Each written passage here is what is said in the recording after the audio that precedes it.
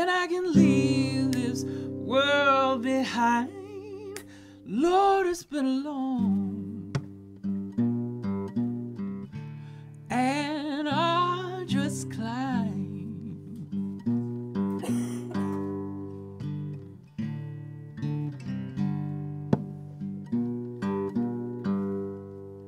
Lord, it's been a long and lonely time. I say, Lord, it's been a long and lonely time. Now I've been good and I've been kind, and I've been waiting here on your side. Lord, it's been a long and lonely time.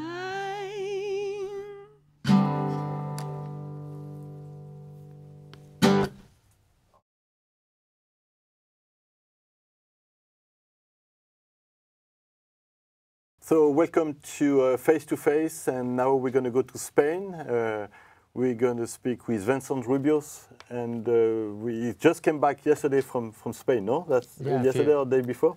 Yeah, a few days ago. And then we're going to cover the political new landscape and what happened with the election, what happened with Podemos and all the M15 movement politically.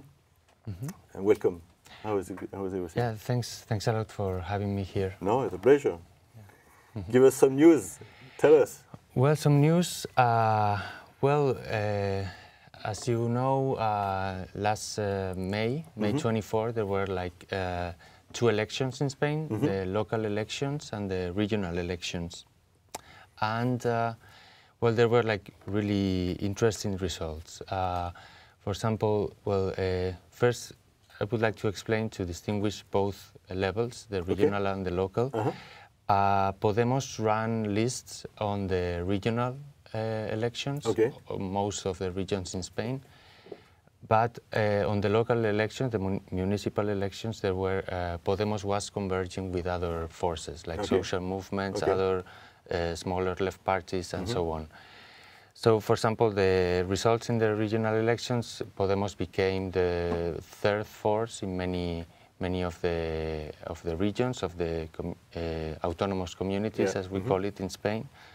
And then in the local elections, as you probably know, there were like very good results in Barcelona, Madrid, Zaragoza, and other major cities. So now these cities are ruled by these new political platforms, like Ahora Madrid is one of the names in Madrid, or Barcelona in Común. So these parties, Podemos and the other, got like 5 new cities as the mayor? Many of the most important cities. And became the 3rd political party in the whole country. One could say right now it's the 3rd political force. In 2 years, in 1 year. Yeah, 1 year and a half, let's say. Never unprecedented in Europe. Completely unprecedented in Spain. Fantastic. Really amazing. And so, how is the relation between the M15 movement and the work? I mean, we're going to go to New York. We're going to speak a little bit about the Occupy movement in New York. But what with the relation?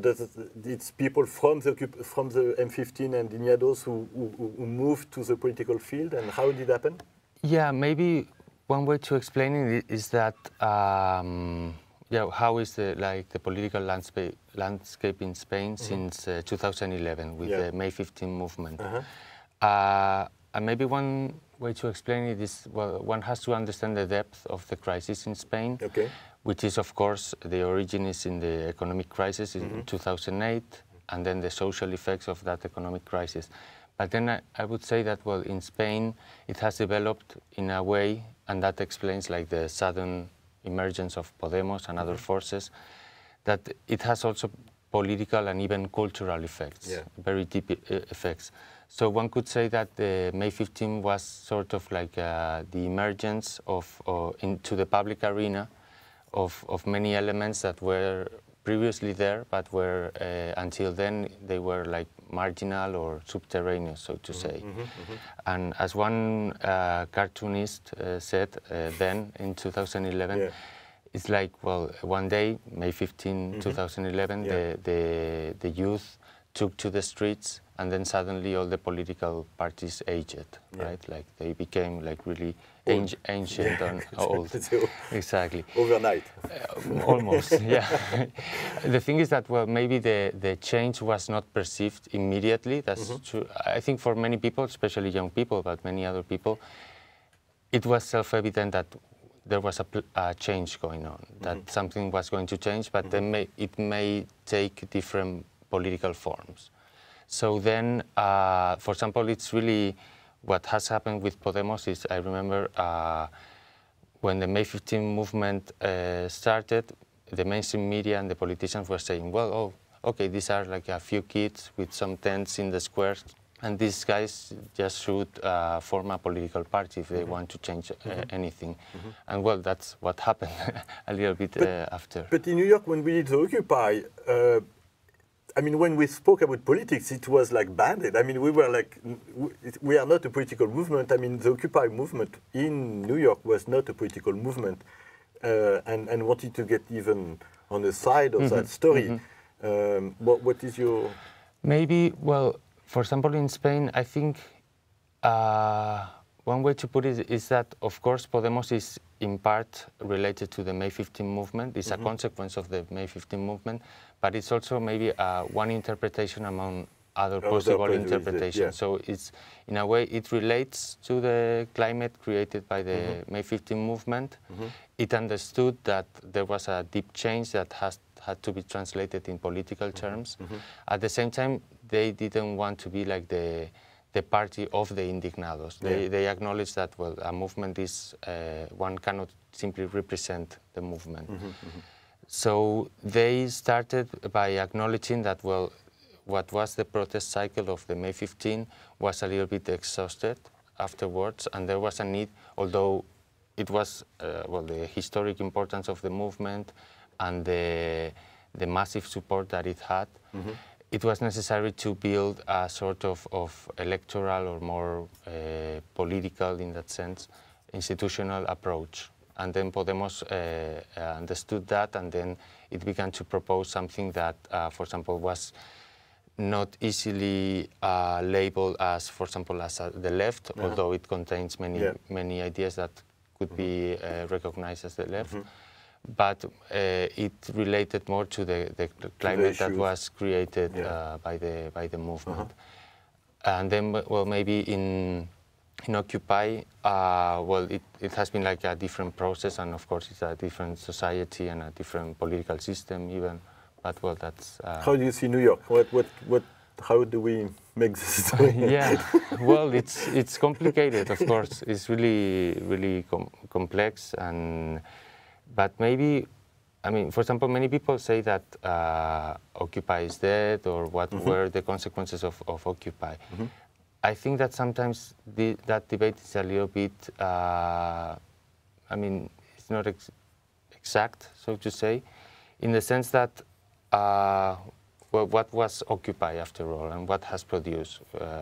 Many people say that, for example, it changed the conversation as the says goes. Even the mayor got elected because he exactly, and that's de Blasio. He did one letter and got elected with that story. So exactly, and actually, you chose a really interesting point, because I think that of course the victory of de Blasio and the way the whole margin of votes that de Blasio got, I think, of course, are closely related to the climate that Occupy helped to build. So then maybe, I mean, my impression is that sometimes we expect too much, so to say, of the movements, that it's not that a movement has to develop automatically or immediately a whole political program or a perfectly coherent set of demands or anything like that, but it creates the conditions for possibility for other things. So then, and for example, maybe in the case of with the de Blasio election, I think maybe what I miss, or some people miss, is that maybe the movement has not been present enough. Yeah. Even if it's clear that the election of de Blasio was related to the climate that Occupy created. So maybe one possibility is how to, or one question that, or one debate that could take place is how to develop a sort of presence in the city that reminds de Blasio and other politicians that, well, we are still here, we're still watching, we still have some demands. Do you think we can do something outside of the Democrat and Republican in New York? Do you think it's doable to have candidates coming out of that? I mean, I don't know, and I'm speaking as a foreigner. I mean, it is certainly really complicated. But I do think that, well, there is a certain climate that one can feel, can touch. That some people are talking sometimes about, like, there is a sleeping giant in this country, in the sense that the way politics is framed by the Republicans and Democrats do not really touch many people that are probably expecting something more progressive beyond the Democrat Party. How to do it in New York City, I don't know, but maybe it's interesting to explore how to build a sort of ecosystem of movement and then sometimes electoral initiatives, and how to create a space for debate for that, and then explore those possibilities. Thank you so much, Vincent, for coming. The show is over. Okay. And thank you for watching. You can follow us in Facebook with Face to Face show. It's F2F show. And then we see you soon. Thank you very much.